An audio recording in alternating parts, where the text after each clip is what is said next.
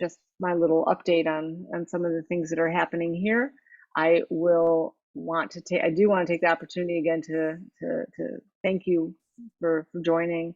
I appreciate your support, and I want to also welcome Itamar Ben David back, because we've missed you, Itamar, and we're very excited to have you discuss our recent holidays of Sukkot, the Feast of Tabernacles, and the roots of this, Jewish roots of these holidays, and roots of Christianity. So the Jewish roots of Christianity. So thank you, and thank you all for joining.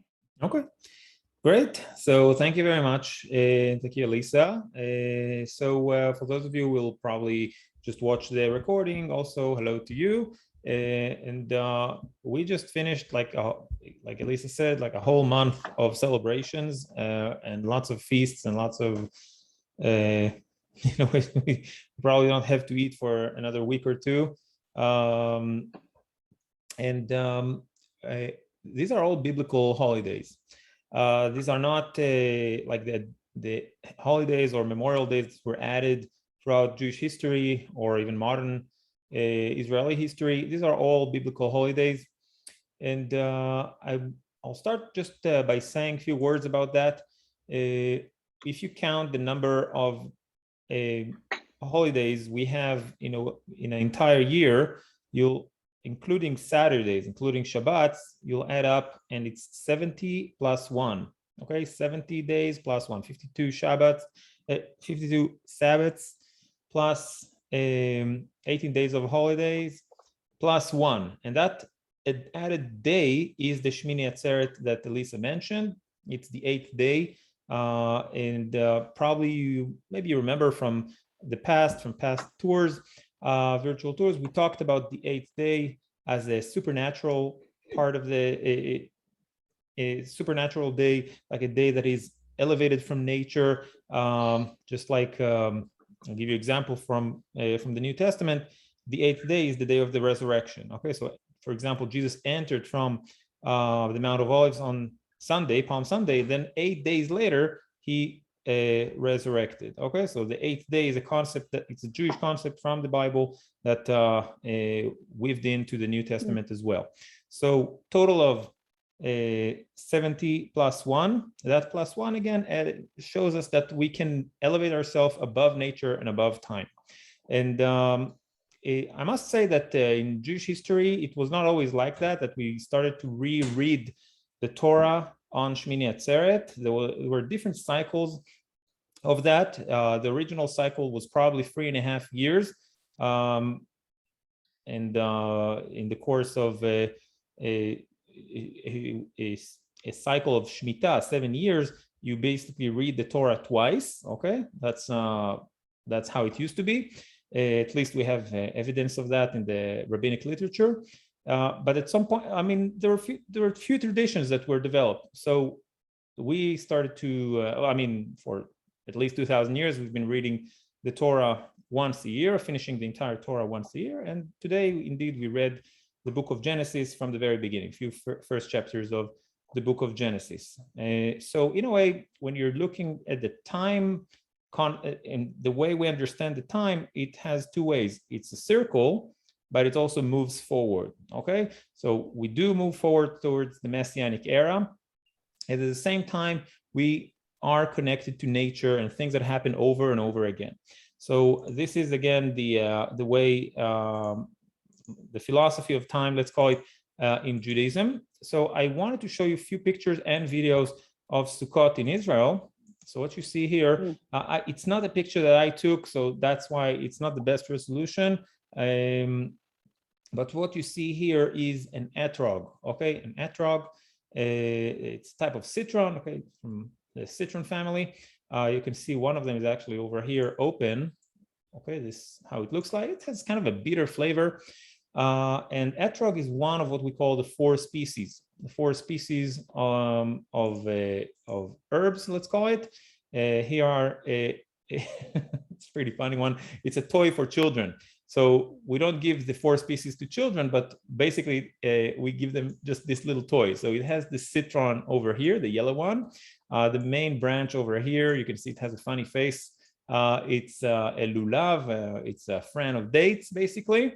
And then we have two other herbs. One is myrtle, and the other one is willow. All of them needs water.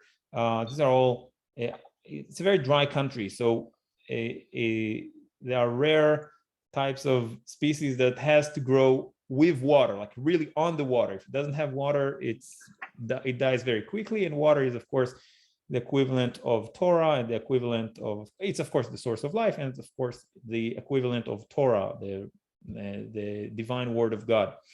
So anyway, what you see here is the toy, and of course you'll see a picture of me with the 4 species. So these are the different species. Now, before we move on, I'll just say a word about that and the book of Genesis, about the citron and the book of Genesis. To understand better what's going on during this time of the year as far as the Jewish faith concerned. Basically, it's what we call the tikkun. Lisa mentioned that earlier, to repair, to improve the world. Okay, it's a tikkun. And a tikkun of what? Of what is called in Christianity the original sin, the sin of eating the fruit of knowledge. Okay, so what the tradition basically says, the rabbinic literature says, is that etrog is actually the fruit of knowledge. It's actually the fruit of knowledge. And this, and if we'll take the last few weeks, what happened is that there was the creation in the month of Elul. The 25th of Elul is the beginning of the creation, according to the Jewish tradition. Then on the 6th day, it was the first of Tishrei, the first of the first Jewish month in the Hebrew calendar. The first of Tishrei is Rosh Hashanah. Rosh Hashanah is the day God created Adam and Eve. Okay, so we have the creation of the world. Adam and Eve were created. Immediately they sin. They eat from the fruit of knowledge. What is the meaning of that sin according to the Jewish understanding of it? It's that they did not eat from the fruit of life, which is morality, the code, the moral code that God wanted to give mankind. And if they would eat from the fruit of the tree of life before the fruit of knowledge, then none of the rest of human history would look different. So they ate from the fruit of knowledge. Now they have to repent, and these are the 10 days of awe. Okay, the 10 days of awe between Rosh Hashanah and Yom Kippur, the Day of Atonement. So for 10 days, they basically try to repent, return to God, return to the source of life. On Yom Kippur, they elevate themselves. We all do that every year. And now, after we covered that sin, okay, we are now allowed to eat from the fruit of knowledge, which is etrog. Now, we don't eat that until the end of Sukkot. The Jewish tradition is that we give a little bit of it to children. Most people won't eat the etrog themselves, but they would give a little bit to children. And there is an ancient tradition to make a jam out of it, actually, and eat it someday later. But again, the point is that we're really going back to the core, to the source of of mankind's history, back to Adam and Eve, and we correct their sin. So this is one element of that holiday. By the way, if you ask most Jews, they wouldn't know much about it. It's pretty deep, almost I would say Kabbalistic tradition about the holiday, but I really want to expose you to all the different elements of Judaism. The next thing that I'm pointing out is this, which is more famous. Live in temporary shelters for 7 days. That's the shelters, is the Sukkot, the Tabernacles. All native-born Israelites are to live in such shelters, so your descendants will know that I had the Israelite live in temporary shelters when I brought them out of Egypt. I am the Lord your God. Okay, so this is what is going on.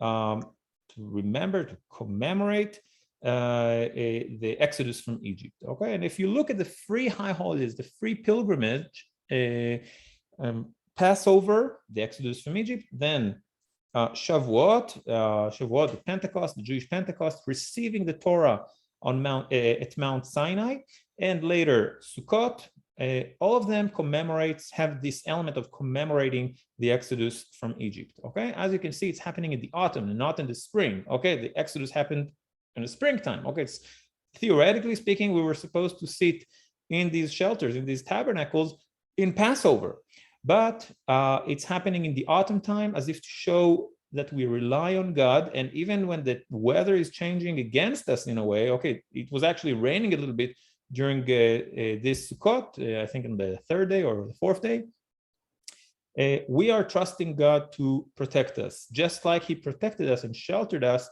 back in the desert in Sinai as the clouds of God covered the children of Israel. Okay, so this is, again, about the season as well. That's how you can see a few elements here. This is the sukkah, the main sukkah they build every year at the western wall. Okay, the western wall. The western wall is like behind, like on just on the opposite direction. You can see this man holding the 4 species that I mentioned. You can see this fern of dates, and he's holding also a green etrog, not necessarily yellow. It could be green as well.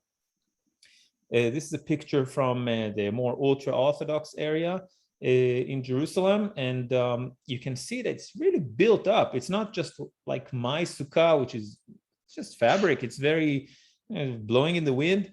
These guys are pretty serious, more serious than I am, and they actually sleep at it. I only pray and eat, and I do stuff like that in the sukkah, but I'm not that observant, so I don't really sleep in it, because then I'll probably really suffer from the wind.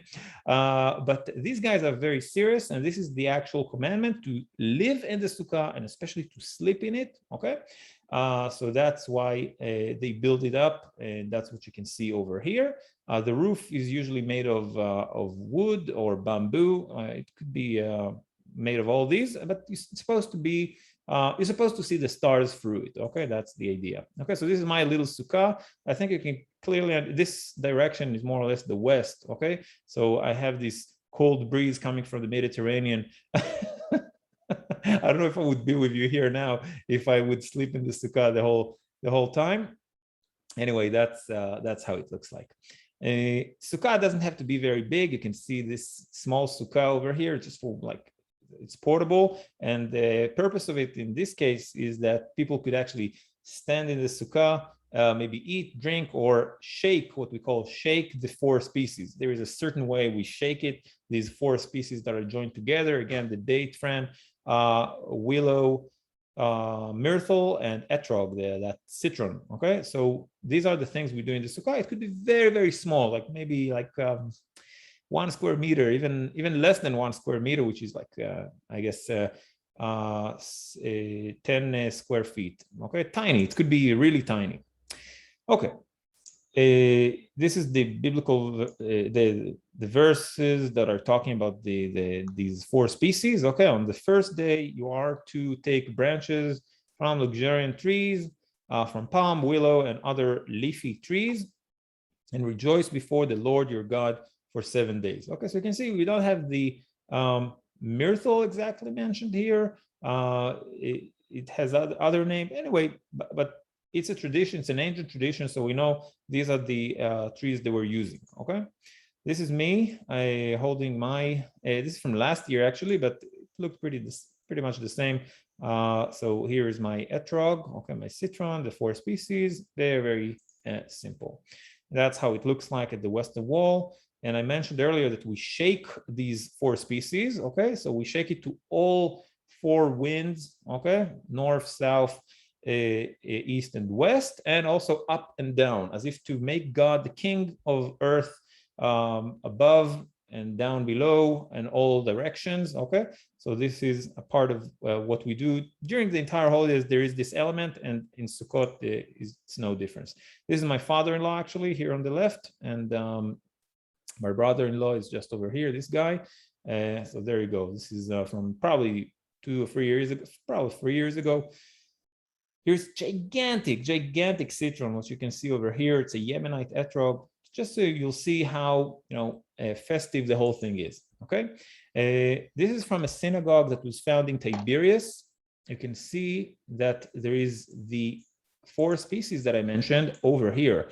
This is, I'm talking about probably like 17, 16, 1700 years old synagogue. And you can see on both sides the same tradition. Okay, you can see the etrog, myrtle and willow, and the fern of dates just in the middle. This is actually, it's something in Greek. It's talking about the people that built the synagogue. Can't remember what it says, but you can see this is an one of these ancient synagogues we have in Israel. So you can see it really goes back. Okay, same thing in also near Tiberias. The thing that looked like a sword, it's not a sword, it's actually that date fern. Okay, so just to conclude this part, I want to show you a few videos of Sukkot in Jerusalem, so you can kind of get the vibe of it. We're talking about festival of unity, okay? Unity between what? Between man and nature. And Dirat Arai, meaning basically we're going out to the nature, building like a little house in the nature. And we also let nature in our little house, okay? The 4 species are entering into the house. So it's peace between man and nature. It's peace between the different parts of Israel. It's based on the different merits of the people of Israel. If they have Torah and good deeds, okay, flavor and smell is representing these merits. So etrog stands for both, like Torah, knowledgeable of the Torah, and observing it, and also good deeds like helping the needy, etc. Then it also takes the lulav that only has Torah, okay, only has flavor but doesn't have the good deeds, doesn't have smell. Myrtle only have the good deeds but doesn't have the Torah, and willow doesn't have neither. So you bind them all together, all these different elements, different parts of the Israelites, of the Jewish people. Some are good, some are bad, some are medium, okay? And you shake them together as if you are uniting all this. So we actually supposed to learn from that to be more forgiving to those who maybe harmed us, be more forgiving for those who maybe are not really keeping the Torah the way we see fit, for example. So this is unity between Israel, and lastly, between Israel and the nations. This is an important element of the holiday. We read the book of Zechariah, chapter 14, that says that after there will be a big war in Jerusalem, then the survivors from all the nations that have attacked Jerusalem will go up year after year to worship the King, the Lord Almighty, and to celebrate the festival of Tabernacles. So basically, Tabernacles will be uniting all of mankind, okay? And you'll see that it has another element that I'll refer to a bit later. So it's the universal festival of monotheism of all mankind, okay, from time immemorial, since the days of Zechariah. I think this is it for now. Is there a nice little picture from the Jewish quarter, from the main synagogue of the Jewish quarter. So that's how the the synagogues are decorated with willow trees, you can see, and they're taking out the Torah cases. Just amazing, really. It's a beautiful holiday because it has all this greenery. Simple. Okay. The next thing that I want to show you is a video of the Birkat Kohanim, the priestly blessing, something you're all familiar with. So I want to share this little video with you. I'll add the sound as well. So I took this video on Passover a few years ago, but it was just like that every Sukkot until COVID. And lately, like last Sukkot, it was approximately like that.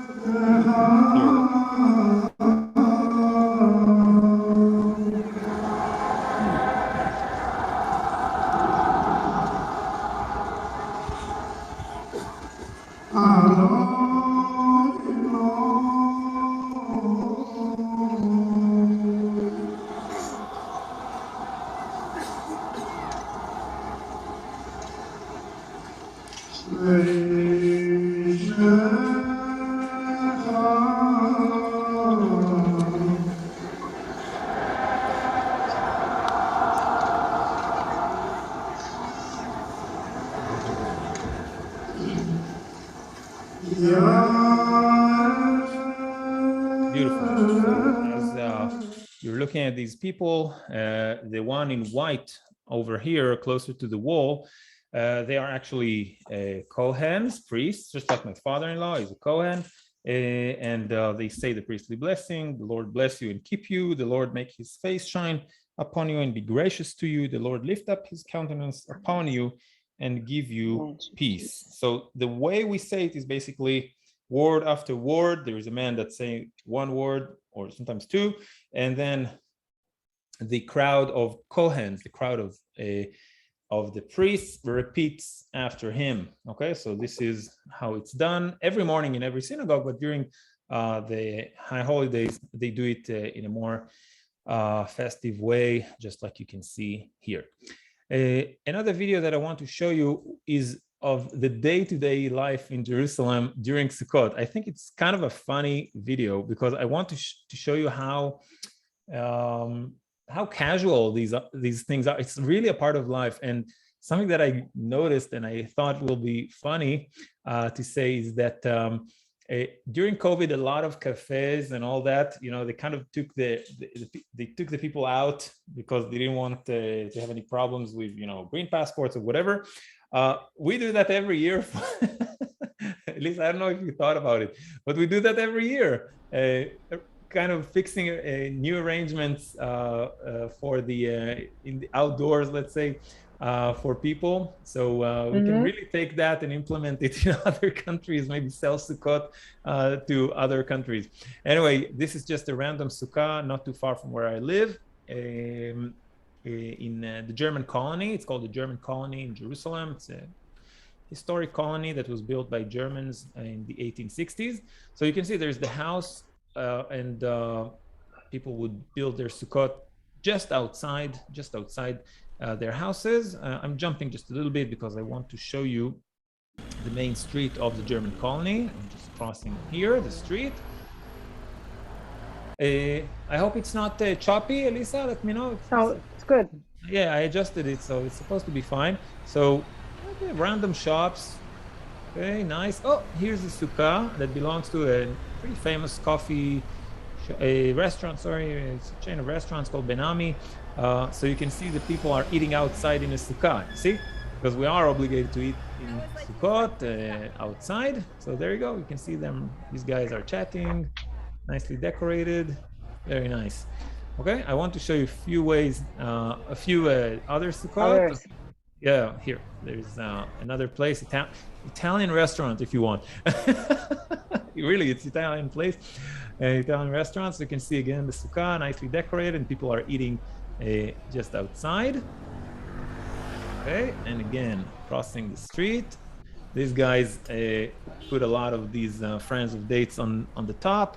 They probably have, just shading for the most part, and then during Sukkot, they just, instead of putting that shading, they put the leaves like that. It's kind of funny.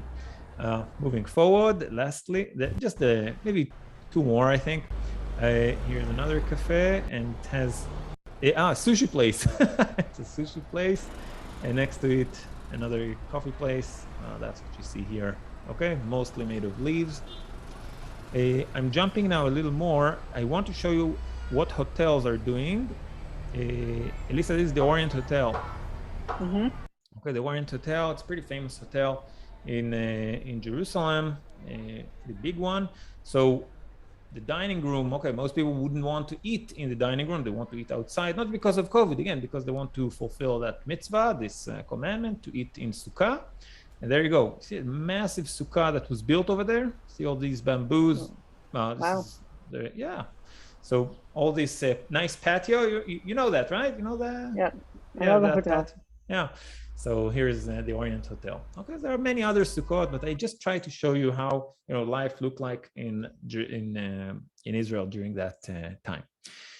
I do have to say, growing up in Detroit, we had a sukkah every year, and because it was north Michigan, we rarely could spend time in it. I mean, we'd sit there with our, down jackets and like with our teeth chattering, having a meal. So, the memories are not always so like absolutely positive. Whereas here, it's beautiful. Like our sukkah is overlooking the water. It doesn't get much better, than that.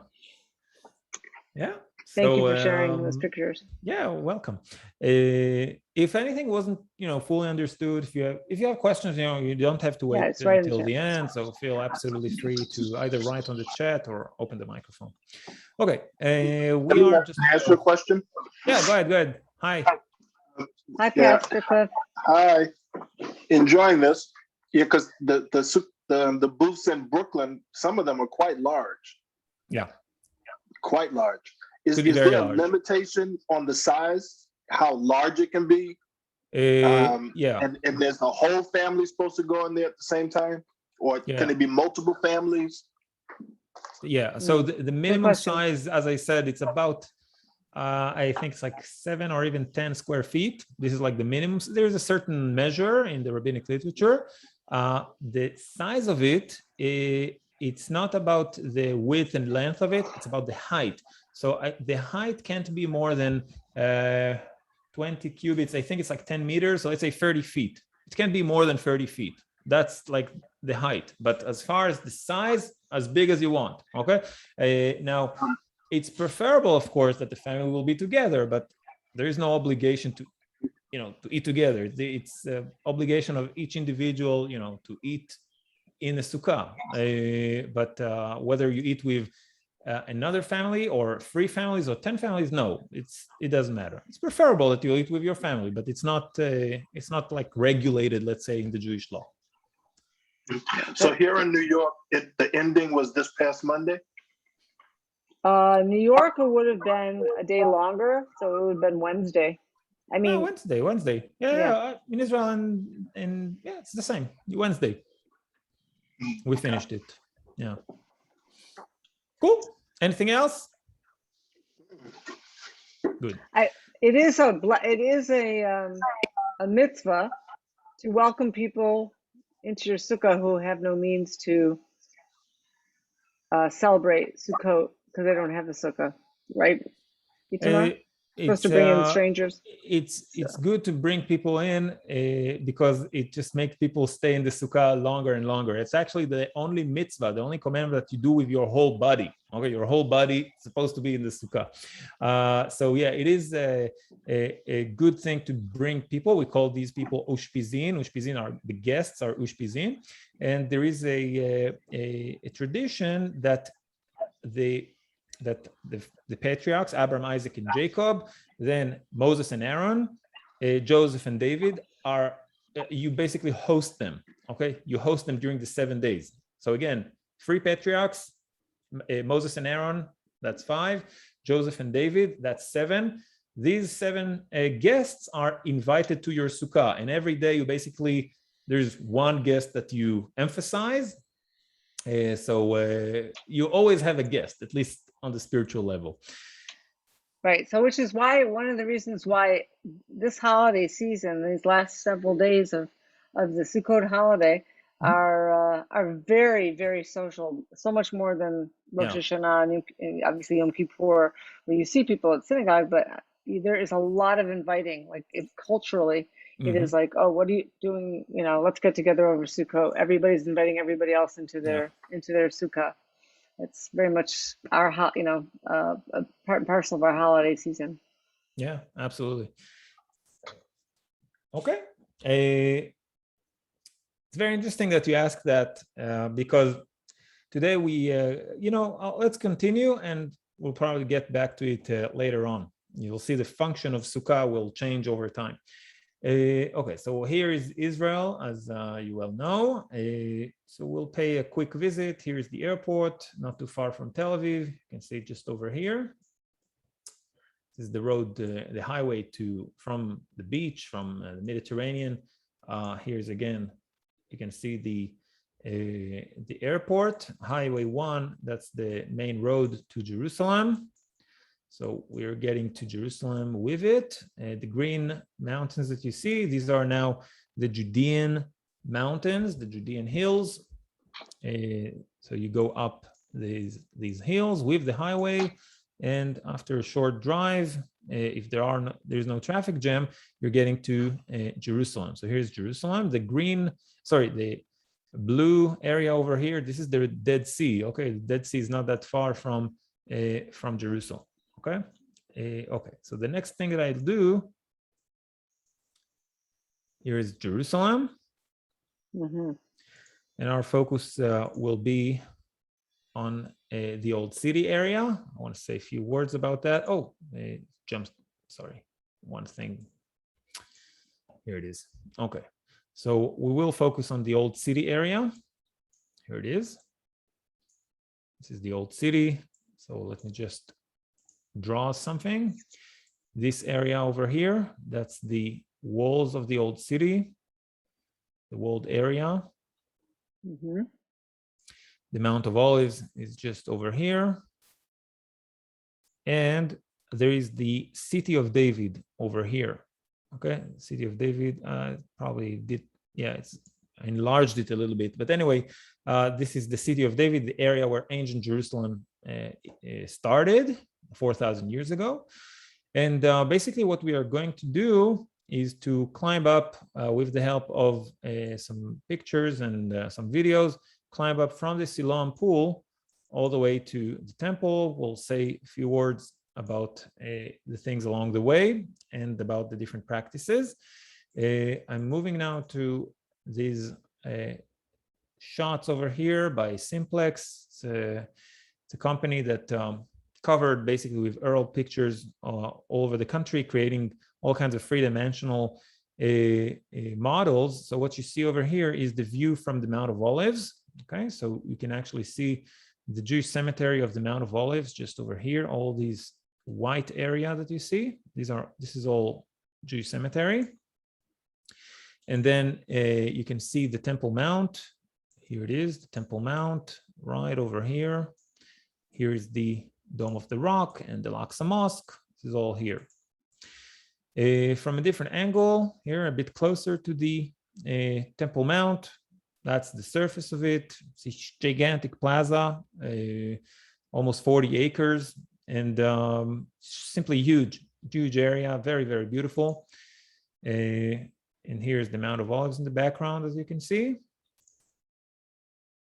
Church of the Holy Sepulchre just over here. Just try to give you a few different angles to it. Okay. So from here, let's just go down to the Siloam pool. I'm showing you a few pictures, and then we're kind of going to walk it with a video, so you'll have a better feeling of it.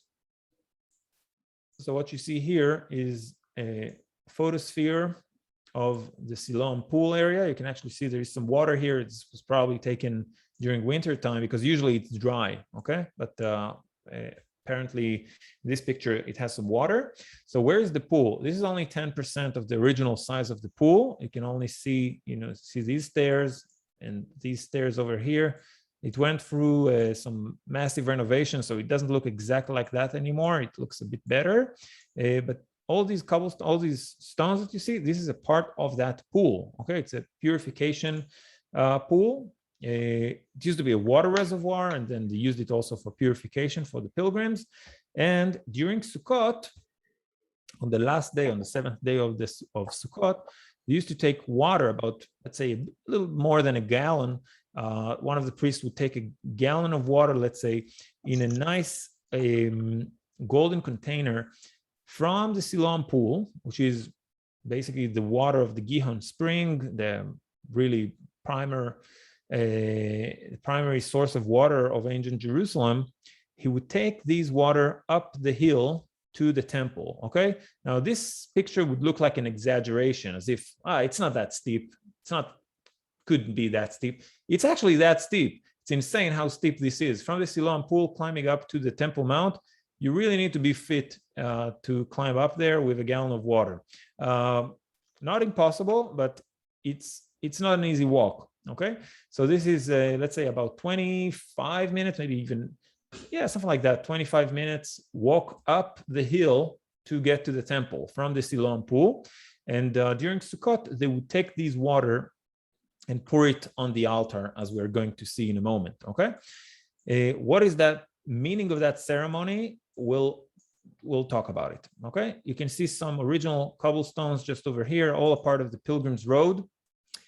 And over here, you can see again, this is a part of the Pilgrim's Road. You can really imagine Jesus healing the blind man, in the pool of Siloam, taking spit on a little bit of mud, putting it on his eyes, saying to him, wash it in the Siloam pool. Okay, so this is where it happened. You can see this is a painting, of course, that describes the Siloam pool. It was huge. It was about 200 feet on 200 feet. Today, we only have 10% of it. That's what they have now. The Authority of Antiquities recently purchased a part of the land next to it that belongs to the Greek Orthodox Patriarchate, and we can only hope that they will start digging there in the next few years and exposing the full size of the pool, or what's left of it. So from this pool, the Kohen again would take that gallon of water and start to climb up. Okay, and we'll see how this climb up looks like in just a moment. From there, again, just giving you a little overview of how it looked like, and then we'll move to the videos. So after, let's say, 20 something minutes walk, they will get to not to this one. Okay, they were actually walking on a street. Okay, they would walk on a street that is open to the sky. This street that you can see here, I tend to call him Wall Street. This is the Western Wall. Okay, that's what you see here. So 700 meters, let's say a little over 2,000 feet from here southwards, this is the Siloam pool. Okay, now you don't see the topography right now. Okay, but it's really down below. So they would get here. You can see there are some shops over here for pilgrims if they want to buy food or sacrifice, whatever they, or to change their money. This is all going on over here. You can really imagine Jesus changing his money here, then going up and see the money changers next to the temple is probably made him very upset. Okay, so from this junction, the pilgrims would usually turn east, okay, turn to this way. And over there, they would see what is called the Southern Steps. Here is the Southern Steps, okay? All this area over here is called Davidson Park for Archaeology, Davidson Center for Archaeology. And this wall over here, it's the southern wall of the Temple Mount, okay? The top part is, it's Ottoman, but the foundation is definitely Herodian. We have the stones, like it's 100% Herodian over there.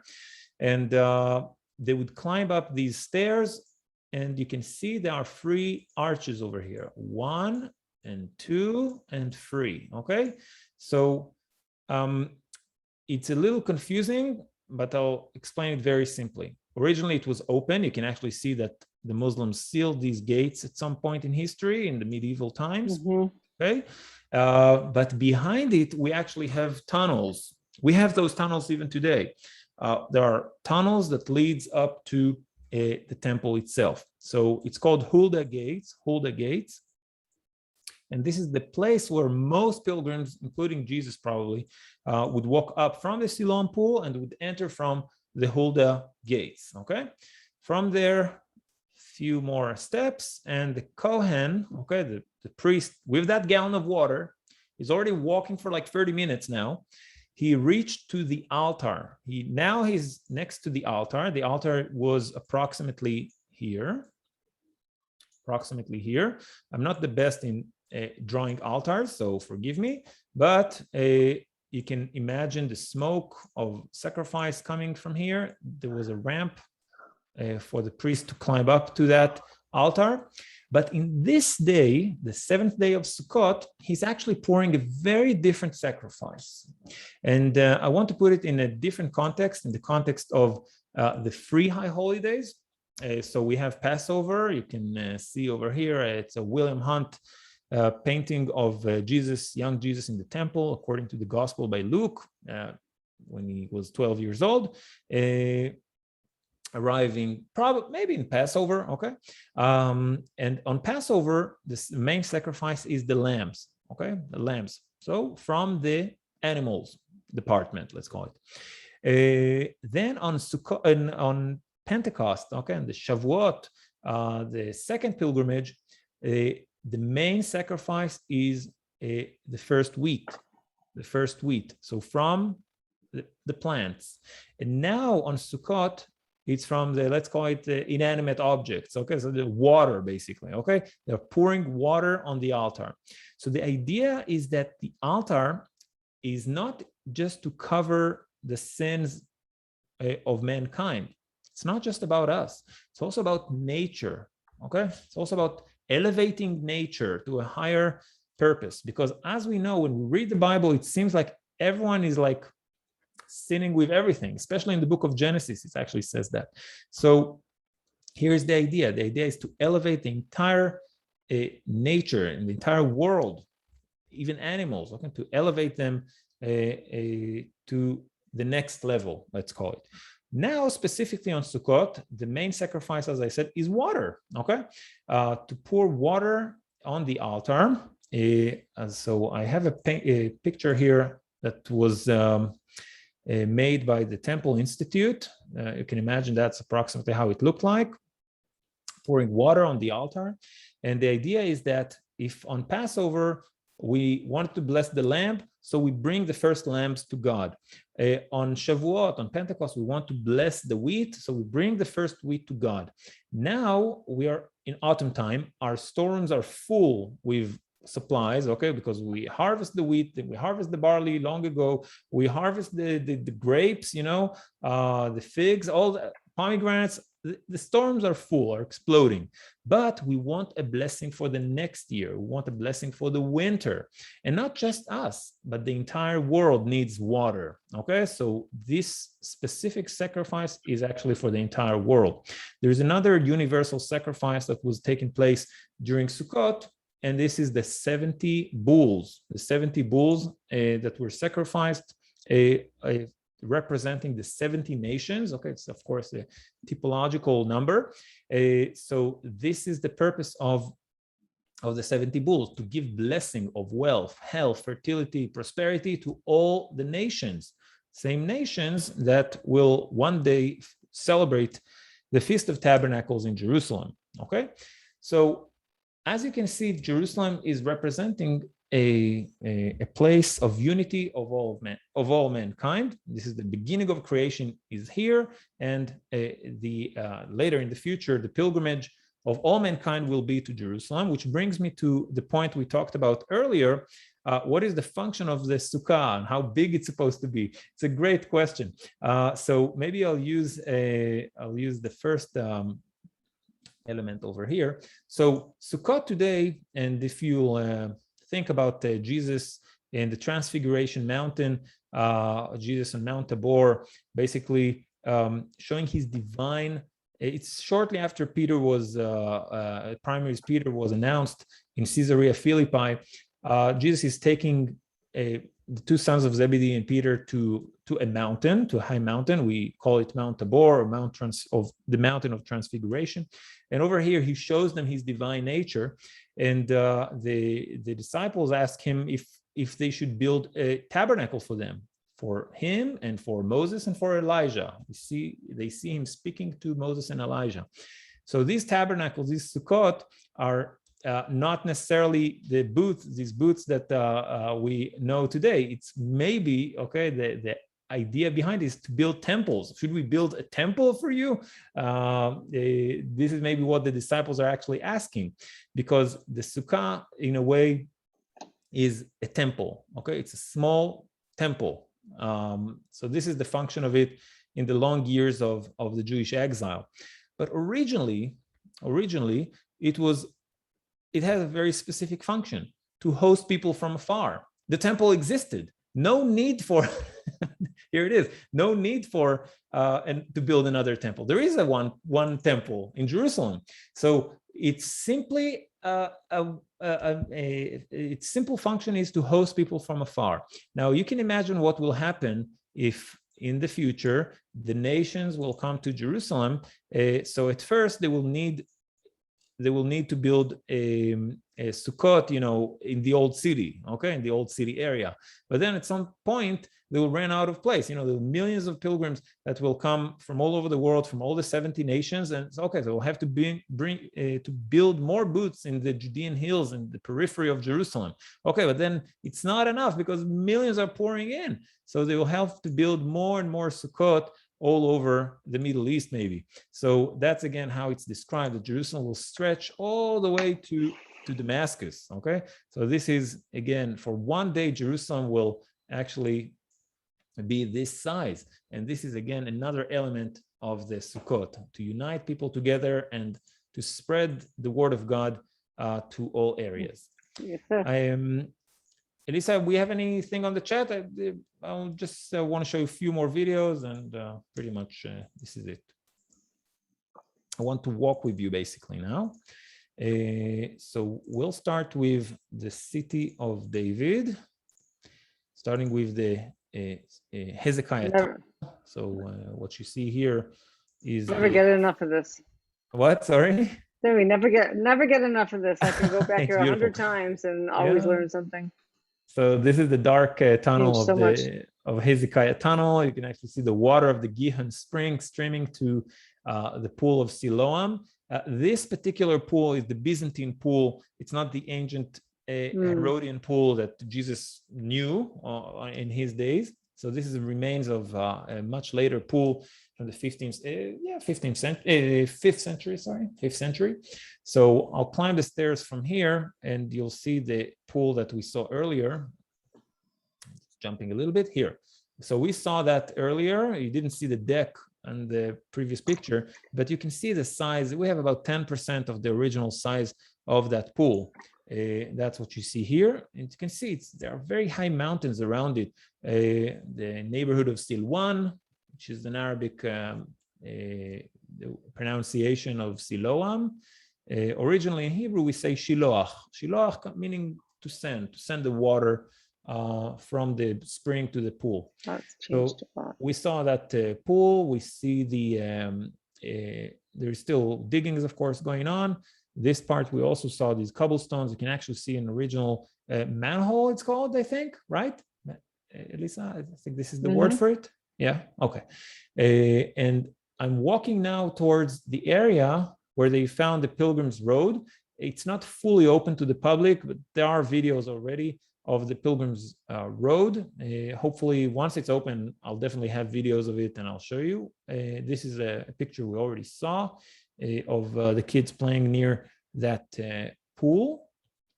Let's just jump a little bit, not too important. Children is pointing out the temple. So from there, we can climb up all the way to the Western Wall, and from there to the Temple Mount. That's what we're going to do using these videos. So the pavement stones that you see here, these are all original. This is all Herodian from 1st century BC. Okay, so it's quite amazing to see that.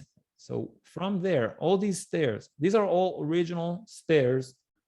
Again, Herodian stairs that were a part of the Pilgrim's Road. Yeah, it was much wider at the time. It was not this narrow street the way it looks today. It was about in this area, it was pretty wide. I would say something like 15 meters, maybe even more. So let's say 40 feet approximately, maybe even more. So you can see we only have this little fraction because there's on the right side, they're actually working on opening a much wider street. So this is, again, the Pilgrim's Road.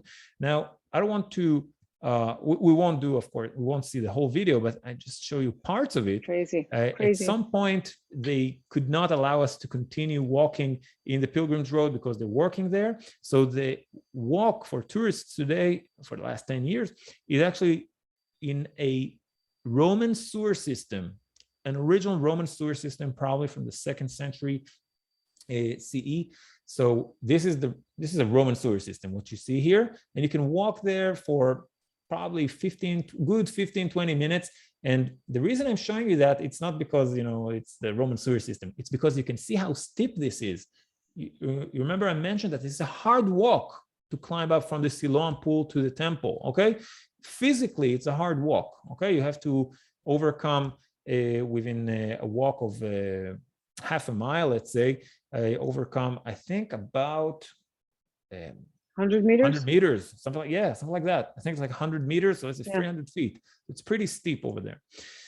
Okay. Gotta really want to come. Yeah, I'm moving now. So you can see the market area. Okay, I want to show you this one. Okay, so these are the stairs walking up from the sewer system to the market area that I showed you earlier. Okay, so you can see that every step is like a real serious thing. And voila, here are the shops that I showed you earlier. Crazy. Yeah, it's really beautiful. And so there's some construction that is going on. They're repairing some of the wall, reinforcing some of the wall. But this is the western wall, okay, what you see here. So as we said earlier, from here, the pilgrims would go eastwards towards Hulda Gate. And from Hulda Gate, they would climb up to the temple itself. Now, what I want to do with you right now is just to walk with you the way non-Muslims today walk up to Hulda Gate today.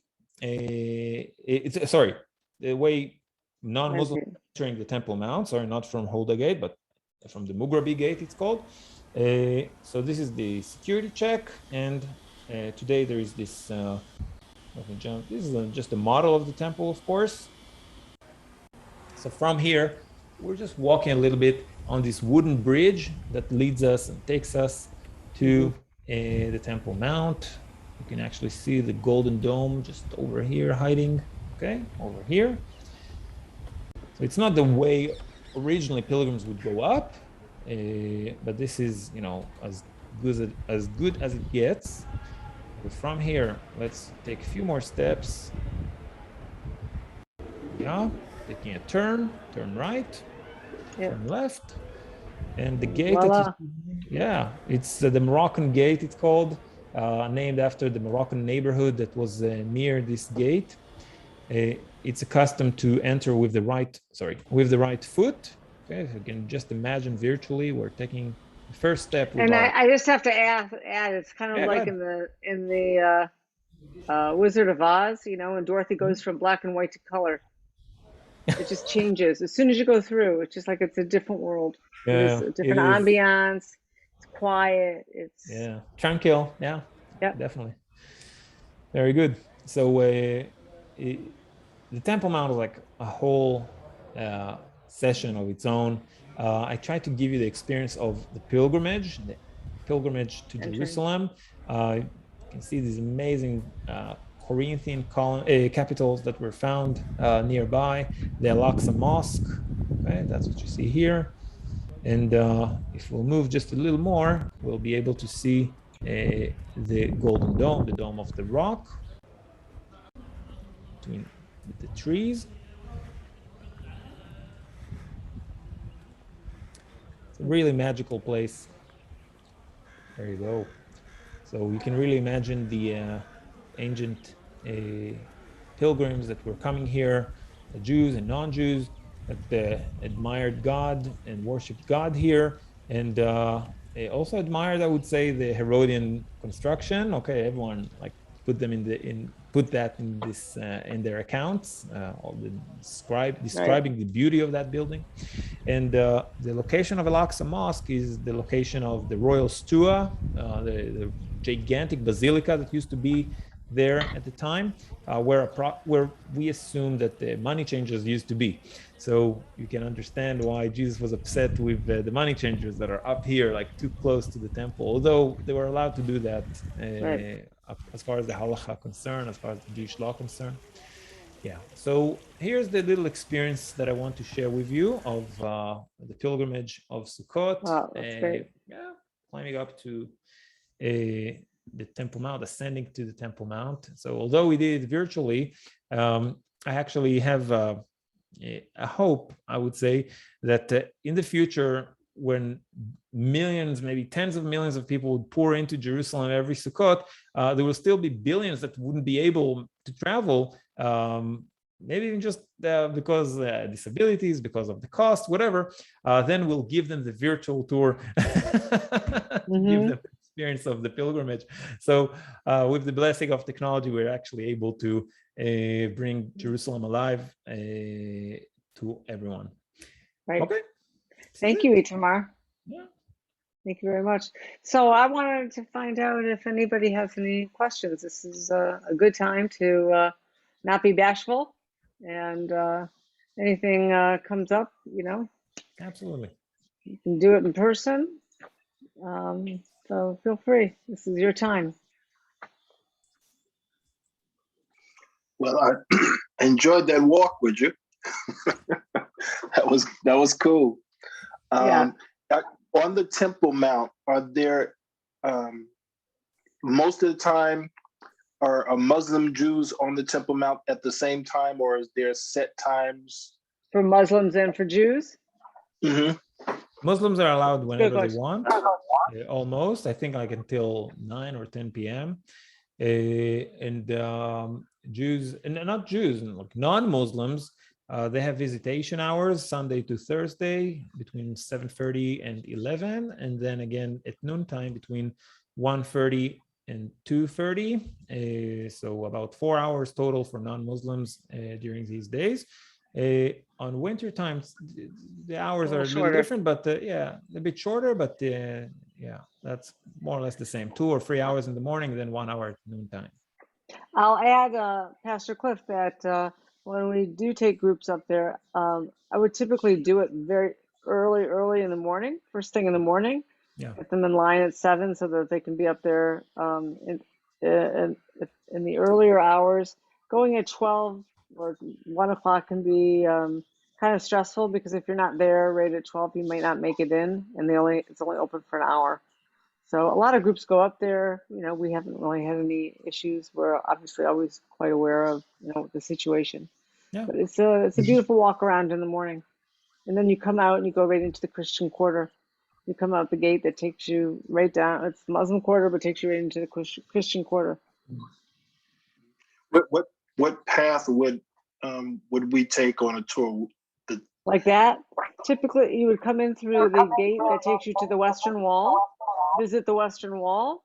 I mean, that's a possibility, or you could save it for a different time. But typically, come in, visit the Western Wall, and then kind of back up and go. The gate is right to the south of the Western Wall that you typically see people praying at. There's as I'll make it distinguished that easier. from the I'll just southwestern share portion. with you the Google Earth view. So you would go in by the Western Wall and go up to the Temple Mount, cross the Temple Mount, and then come back down through the gate that takes you into the Christian quarter. And he can show him the gate that you would come out of. It's very so what you see picturesque. here, this is the wooden bridge that we just climbed on, okay, taking you up to the Temple Mount. And the Western Wall is just over here, just next to it. You can see the Dome of the Rock. So after you toured over here, where do you want me to take them? To the how they would get up to the walkway. The walkway of the Mughrabi Bridge? Yeah, exactly. Yeah, it's just a gate over there. It would be that same bridge he just showed us. Then exactly. You go walk right up there and then cross in, and then basically tour the plaza. You get up to the plaza, and then you make your way a little bit to the north, crossing over. Okay. That's what only we saw. Muslims are allowed actually inside the Dome of the Rock. But normally groups will, observe that, take pictures. There's some beautiful photo spots, and then come back down and go into the Christian quarter and continue. So because only Muslims are allowed in, we're able to do that virtually. Yes, only Muslims, right. We can do that virtually. Is that just there because, like in other mosques, you can go into them? Like right, but this one, and you used to, it used to be the same here, but I'm not exactly sure in what year that changed. I think it changed. It's 2000. The second Intifada, yeah. Right, and it only became open to non-Muslims. Yeah, so since 2000, non-Muslims are not allowed in. Before that, they were selling tickets to get in.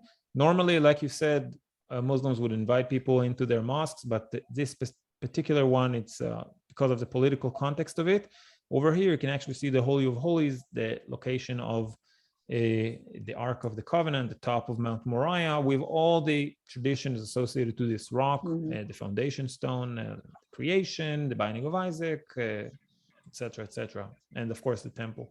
So this is how the Holy of Holies looks like. This is the dome of the rock from inside. Yeah, you can see the Islamic decorations and mosaics, and really pretty place.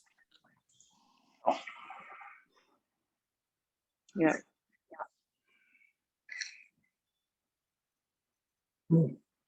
More questions? No, that was very interesting. Welcome. Good. Well, I will. I'll send you both the video. Obviously, once I get that up. And Itamar, thank you so much. Really appreciate it.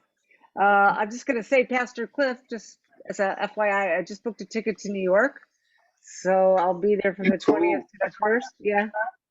All right. So maybe I'll see you when I'm there. I'll be in touch. Well, let me know. I know I gotta go out of town this weekend. But yeah, let me know when you got some time. We can get together. Absolutely, I'll do that. And Wallace and Joyce, let me just thank you for confirm joining. again. Sukkot ended Wednesday, this past Wednesday. That's correct. Okay. I mean, it ended Tuesday in Israel, but in the States, it continues for another day. Yeah. Tuesday, 28th was that day. Yeah. The last day. Yeah. Wednesday, they still celebrated, I think. Yisrael Chag, there was some leftover of the celebrations. Right. The pilgrimage holidays have that. Well, thank you. Thank you both for joining. And Itamar, thank you for another wonderful presentation. It really was very enlightening and very fascinating. So I want to wish you both a very healthy and a very good week coming up, and hopefully you'll start to enjoy the color change, which should be happening soon this month. Kind of envious. We don't really get that, but it's beautiful to see our seasons change, and hopefully things will continue to get healthier for all of us. So on that note, I'm going to sign off. All the best. All the best. Thank you. Blessings to everybody. Shalom. Bye, guys. Bye.